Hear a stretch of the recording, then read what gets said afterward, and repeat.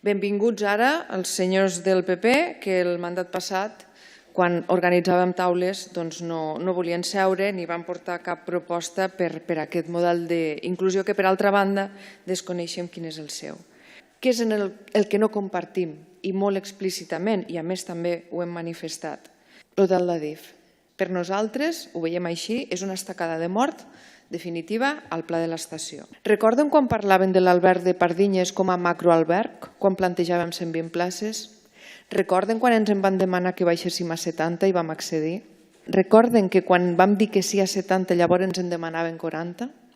I ara ens estan plantejant un recurs de 100. L'antic edifici de l'Escola Cervantes, per al Pla Iglú, fins a 70 places. El centre històric el que necessita és que l'antic edifici de l'Escola Cervantes sigui un centre neuràlgic pel barri i hi ha 1.000 projectes que s'hi poden posar. El que necessiten és la descentralització dels serveis socials al centre històric. Josefines és un projecte que veiem amb bons ulls, però és veritat que el barri no és el mateix de fa 10 anys.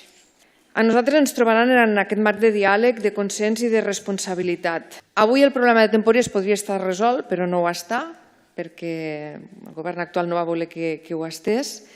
Cada cop són més les persones en situació de vulnerabilitat i pobresa a la nostra ciutat és una realitat que no podem defugir i que hem d'atendre. Gràcies.